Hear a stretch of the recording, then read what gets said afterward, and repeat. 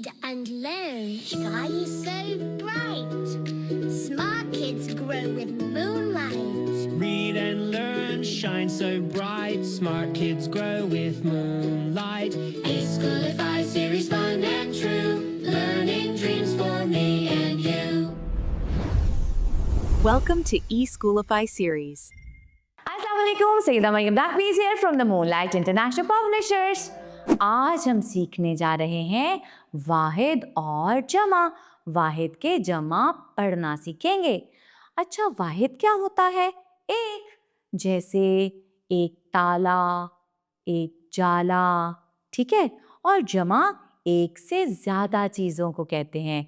देखिए ऐसे, चूजा, चूजे, चाऊ चू, जहाजा, चूजा, चाऊ चू, ज़े ज़े, चूजे।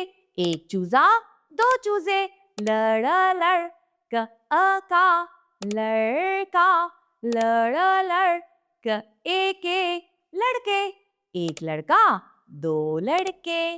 पत्ता, एक पत्ता और पत्ते, दो पत्ते।